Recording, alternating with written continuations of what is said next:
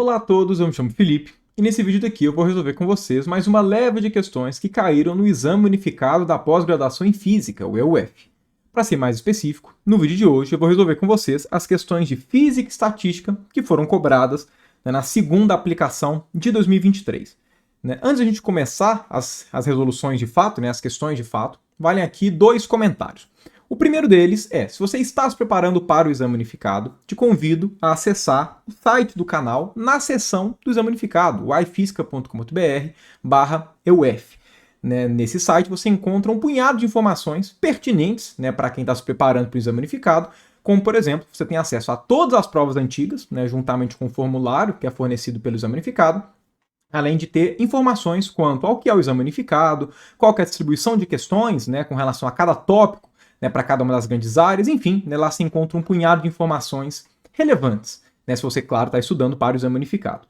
E o segundo comentário é que, assim como já é padrão nessas resoluções, na prova de Física e Estatística, apesar dela ter 4 questões, vocês vão ver que eu só vou resolver aqui nesse vídeo 3, isso porque eu tenho um curso de Física e Estatística gratuito no canal, com conteúdos adicionais direcionados para o clube de membros. E aí, por conta disso, para poder incentivar quem apoia aqui o canal, uma dessas 4 questões eu deixo disponibilizadas para o clube de membros, e no caso, essa questão que eu não vou resolver nesse vídeo corresponde a essa aula daqui, do curso de Física e Estatística, para caso você tenha interesse de assisti-la, fazendo parte do clube de membros aqui do canal. Ok, mas então, vamos lá, sem mais enrolações, vamos para a nossa primeira questão. Considere um sistema de duas partículas interagentes, 1 e 2, ambas em contato com o mesmo reservatório térmico de temperatura T. Cada partícula é caracterizada pela variável Ni, em que I pode ser 1 ou 2, que pode assumir valores de 0 ou 1. A energia do sistema vale Epsilon N1 mais N2, se N1 for diferente de N2, e Epsilon N1 mais N2 mais delta se N1 for igual a N2, onde Epsilon e delta são constantes positivas. A probabilidade do sistema estar no estado de maior energia é dada por... Vamos lá, falou de banho térmico, falou de temperatura fixada e probabilidades, ensemble canônico. A primeira coisa que a gente tem que determinar é qual que é a função de partição. E para determinar a função de partição do ensemble canônico, a gente tem que ver quais são as energias possíveis. Percebam que aqui a gente tem 4 energias possíveis. Ok? É que aqui, enfim, variando esses valores de N1 e N2 entre os valores de 0 e 1. Então, vamos lá. Primeiro vamos escrever essas energias todas para poder ficar mais fácil de fazer o ensemble canônico. Então, vamos lá. Primeiramente, vamos supor que N1 é diferente de N2. Ou seja, um deles vai ser 0 e o outro vai ser 1, e enquanto o outro vai ser 1 e o outro vai ser 0.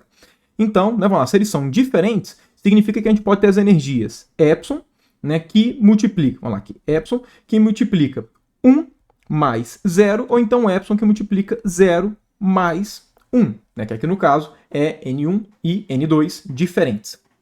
Ok? Então, enfim, cada um desses caras vai dar a mesma energia, então a gente vai ter a energia Epsilon e Epsilon. É importante colocar o Epsilon 2 vezes, porque são 2 estados diferentes com a mesma energia. E beleza. A outra possibilidade é N1 e N2 serem iguais. Se eles forem iguais, eles podem ser ambos iguais a 0 ou ambos iguais a 1. Se forem iguais a 0, vai ficar Epsilon, 0 mais delta, ou seja, energia delta. E a outra possibilidade que é Epsilon, que multiplica 1 mais 1, ou seja, 2, mais delta, ou seja, 2 Epsilon mais delta. Então, essas daqui são as energias dos 4 estados que podem ser, enfim, que o nosso sistema pode ser encontrado. Consequentemente, qual que vai ser a nossa função de partição? Vai ser somar exponencial de menos beta em cada uma dessas energias. Então, vamos lá, aqui vai ser 2 vezes exponencial de menos beta epsilon mais exponencial de menos beta delta mais exponencial de menos beta 2 epsilon mais delta. E agora, para determinar qual que vai ser a probabilidade do nosso sistema ser encontrado na maior energia, basta a gente fazer exponencial de menos beta vezes a maior energia, que é 2 epsilon mais delta, dividido pela função de partição. Aqui eu vou escrever os termos da função de partição em uma ordem diferente, só para poder ficar com a mesma ordem aqui, certo? Eu vou escrever primeiro esse cara, depois esse, depois esse. Ou seja, exponencial de menos beta delta mais 2 vezes exponencial de menos beta epsilon mais exponencial de menos beta, 2 epsilon mais delta. Então, tá aqui a nossa probabilidade. Se a gente der uma olhada aqui, né, nas alternativas, a gente tem exatamente a letra A, ok? E, portanto, né, mais uma questão resolvida. Vamos então para a nossa segunda questão. Considere um sistema formado por N partículas independentes em contato com um reservatório térmico de temperatura T, no qual cada partícula pode assumir valores de energia eta epsilon igual a n epsilon, onde epsilon é maior do que zero e n é igual a 1, 3, 5, 7, ou seja, valores ímpares. A expressão para a energia total média do sistema 1 é dada por... Vamos então para a nossa terceira questão. Considere um oscilador harmônico unidimensional em contato com o reservatório térmico a temperatura T, descrito pela Hamiltoniana, esta aqui, né, onde V é do oscilador harmônico tradicional, né, se Q maior do que zero, e vai ser a do oscilador harmônico tradicional, mais epsilon se Q for menor do que zero. A expressão para a função de partição canônica é dada por... Vamos lá, para a gente poder fazer, né, essa questão, a gente vai ter, né, no caso, que determinar a função de partição canônica para um sistema contínuo, né, para um sistema que as configurações formam um contínuo e não um discreto, né, como é grande parte das questões que acabam aparecendo. Ou seja, a gente vai ter que fazer uma integração no espaço de fase clássico. Né, só relembrando, como é que é a nossa função de partição, né, num contexto contínuo? Bom, levando em conta que o nosso sistema é unidimensional e é um único constituinte, né, é um oscilador harmônico unidimensional, então a nossa função de partição vai ser 1 sobre constante de Planck, integral aqui em dp, dq de exponencial de menos, né, beta vezes a hamiltoniana, vezes as energias aqui no caso. Né? Eu vou colocar a hamiltoniana, né, dado que foi passado aqui, né, a hamiltoniana representando a energia de fato. Ok? E aí, né, só para relembrar onde é que sai esse fator 1 sobre constante de Planck, se a gente tivesse um sistema, por exemplo, com N partículas, né, por exemplo, um gás, né, em um sistema tridimensional, só para relembrar, a gente teria que colocar aqui um 3N e ainda teria que ter aqui um N fatorial. Mas, enfim, né, na prática, fica aqui uma dica, eu sempre esqueço, né, como é que é a correção com as constantes de Planck. Eu sempre esqueço. Eu lembro sempre do 1 sobre N fatorial, que é a correção de Gibbs, mas da constante de Planck eu sempre esqueço. Né, então, o que eu faço? Como a constante de Planck ela é sempre colocada, né, ao final com um fator multiplicativo, né, eventualmente com alguma potência, se você não lembra dessa constante de Planck, não escreve ela aqui. E aí o seu resultado no final vai ser igual ao resultado correto, faltando somente a constante de Planck. Então você pode fazer dessa forma. Okay? Se você não se recorda, né, como é que a gente tem que colocar a constante de Planck aqui para poder ficar certinho. Mas enfim, né, basicamente essa conta que a gente tem que fazer. E aí é só a gente substituir a hamiltoniana. Ok? Então, vamos lá, né? Levando em conta que a gente tem dois regimes, né, com Q maior ou menor do que zero, né, como é que vai ficar essa nossa expressão? Né? Bom, primeira coisa, a gente consegue escrever aqui no caso, né, separar a parcela que diz respeito ao momento da parcela que diz respeito, né, à parte das coordenadas.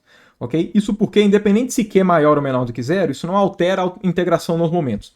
Então, na prática, vamos lá, a nossa função de partição ela vai ser 1 sobre constante de Planck, vai ser integral nos momentos de exponencial de menos beta p ao quadrado sobre 2m, ok? E aí sim, agora, né, vai ter uma separação aqui, né, que vai ser uma integral em dq, né, de, aqui no caso, né, menos infinito até zero, de exponencial de menos beta m ômega ao quadrado sobre, aqui no caso, né, q ao quadrado dividido por 2 mais epsilon, ou seja, né, simplesmente colocar aqui um exponencial de menos beta epsilon, ok? Vou colocar ele aqui do lado de fora, então exponencial de menos beta epsilon, ok? Para valores de Q menores do que zero, e aqui, né, mais a outra parcela que vai ser de zero até infinito, né, desse cara daqui. É fácil verificar que essas duas integrais são iguais, né, pelos limites de integração e pelo fato do integrando ser uma função par. Né? Consequentemente, a gente pode escrever, né, esse cara daqui como sendo, né, vamos lá, aqui no caso, né, então, uma exponencial de menos beta epsilon mais 1 vezes essa integração daqui, ok? Que a gente também pode escrever como sendo meio de menos infinito até mais infinito. Por quê? Porque aí esse cara daqui fica, né, uma integral gaussiana, né, do mesmo estilo dessa daqui, que a gente já sabe quanto é que vai dar o valor. Né? se vocês se lembrarem, né, exponencial de menos alfa x quadrado, integrado em todo o intervalo, em toda a reta numérica, esse cara daqui vai ser raiz de π sobre alfa. E aqui é exatamente uma integral desse tipo que a gente tem. Ok? Então, olha só, nossa função de partição vai ser 1 sobre constante de Planck. E, vamos lá, raiz de π dividido por alfa, sendo que o alfa aqui é quem? É beta sobre 2m. Então, beta sobre 2m. Ok? Então, esse cara daqui é o que está dentro, né? Corresponde aqui a essa primeira integração. Ok? Agora a gente vai ter aqui uma exponencial de menos beta epsilon mais 1, né? Aqui também tem um fator meio. Ok? Esse fator meio. E aí agora, né, essa nossa outra integração. Levando em conta que essa outra integração também vai dar uma raiz de alguma coisa, eu vou colocar junto com essa primeira raiz daqui. Ok? Então, vamos lá, vai ficar raiz de π dividido por alfa, aqui no caso é beta m ômega 2 sobre 2. Então, né, ou seja, aqui vai ficar um beta m, vamos lá, m ômega 2 sobre 2. Ok? Então, está aqui, né, o nosso resultado aqui da nossa função de partição. Ok? Escrevendo esse cara daqui de uma forma mais adequada, vamos lá, ó, percebam que esse 2 daqui vai cortar com esse 2 que junta para poder sair da raiz, ok? Ó, π quadrado, b quadrado, o m vai cortar e ômega ao quadrado, tá todo mundo ao quadrado, então todo mundo sai de dentro da raiz, certo? E aqui vai ficar, né, vai ficar um π dividido por beta, constante de Planck, vezes ômega. Então, vezes ômega, isso tudo exponencial de menos beta epsilon mais 1. Está aqui a nossa função de partição. Porque se a gente der uma olhada aqui, ó, nas alternativas, olha só, letra A, exatamente o que a gente acabou de chegar. Né? Π dividido por beta h ômega, 1 mais essa exponencial de menos beta epsilon. E, portanto, né, temos aqui mais uma questão resolvida. Vamos, então, para a nossa quarta e última questão. Um sistema é formado por N íons magnéticos localizados e independentes em contato com um reservatório a temperatura T. Cada íon tem energia dada, né, por essa expressão daqui, onde μ0, H, D e SI denotam respectivamente o magnéton de Bohr, a intensidade do campo magnético externo, o campo cristalino e a variável de spin, respectivamente. Né, esta última podendo assumir os valores de -3, -1, 1 e 3. A expressão para o momento de quadrupolo médio por íon, que é essa expressão daqui, é dada por. Vamos lá, como é que a gente faz essa questão? Né? Claro, a gente tem que calcular aqui o valor médio de SI quadrado. Aqui tem uma forma, né, adequada da gente calcular isso aqui. Né? Tem um macete que a gente pode usar para poder calcular esse cara com mais facilidade. Ok? Então, primeira coisa, né, como é que a gente faz para poder calcular o nosso SI quadrado, né, valor médio? Bom, o nosso, aqui por definição, esse cara daqui, ele é um somatório de SI ao quadrado PI, sendo que PI é a probabilidade, né, da gente encontrar, né, o nosso valor SI ao quadrado. Okay? E quem que é essa probabilidade? Essa probabilidade é dada pelo ensemble canônico, a probabilidade do ensemble canônico, que vai ser exponencial de menos beta, energia associada com esse, né, SI, ok? Dividido pela nossa função de partição canônica. Então, querendo ou não, a gente vai ter que, né, claro, né, determinar aqui quem que é a nossa função de partição. A gente vai ter que calcular, sempre tem que calcular, não tem jeito de escapar. Certo? Agora, olha só, para poder fazer essa conta, né, vamos tirar o 1 sobre z como uma função de partição. Ela não participa aqui do somatório, né, a gente pode tirar. Agora, olha só, se não fosse esse SI quadrado, a gente teria aqui uma função de partição, porque a gente tem o somatório de exponencial de menos beta, energia dos estados. Né? Consequentemente, a gente pode escrever esse cara de uma forma adequada em termos da função de partição. Pelo seguinte, né? Vamos dar uma olhada aqui nas energias. Percebam que existe um SI quadrado acompanhando esse D maiúsculo. O que significa? Significa que, olha só, né? Esse cara daqui, esse SI quadrado, eu posso escrever aqui como uma derivada com relação a D dessa exponencial. Por quê? Porque nessa energia daqui vai aparecer, né, exatamente esse termo daqui, e aí se eu derivo com relação a D, vai aparecer, né, uma derivada de exponencial de menos beta D SI quadrado. Se eu derivo com relação a D, vai cair um menos beta SI ao quadrado, e aí basta a gente colocar um menos e dividir por beta, porque se eu coloco um menos e divido por beta, essa derivada, né, enfim, com esse fator adequado aqui, vai ser exatamente o nosso antigo SI quadrado, né, junto com a nossa, né, exponencial de menos beta energia. Com qual vantagem? Com a vantagem que essa derivada ela não faz parte da soma, então a gente pode tirar aqui nossa derivada com relação a d, e esse cara daqui corresponde ao quê? A nossa função de partição. O mesmo macete que a gente faz para poder deduzir a expressão da energia média, né, do ensemble canônico. Ou seja, o nosso valor médio de SI quadrado é menos 1 sobre beta, função de partição, derivada com relação a d, de que? Exatamente da nossa função de partição. Ok? E aí, né, consequentemente, basta a gente calcular a nossa função de partição, calcular uma derivada e, né, enfim, né, depois simplesmente colocar 1 sobre n aqui e a gente consegue determinar facilmente qual que é esse nosso resultado. Então, vamos calcular aqui a nossa função de partição. Então, vamos lá. Função de partição vai ser somatório de exponencial menos beta vezes as energias. Então, vamos determinar aqui quais são as energias. Percebam que esse SI ele pode ser menos 3, menos 1, 1 e 3. Então aqui vão ter, né, no final de contas, 4 termos que a gente vai ter que contabilizar. Ok? Então, vamos lá, né? As energias, então, vamos escrever as energias primeiro, né? Só para poder ficar mais fácil da gente organizar. Então, vamos lá. Primeiro, quando for menos 1, o SI. Quando for menos 1, a energia vai ser μ0, H, ok? Mais D. Depois, né, vamos colocar quando ela for igual a 1. Então, primeiro, menos 1, agora vamos colocar igual a 1. Se for igual a 1, vai ficar menos μ0H mais D. E agora vamos colocar menos 3 e 3. Então, quando for menos 3, vai ficar 3μ0H mais 9D.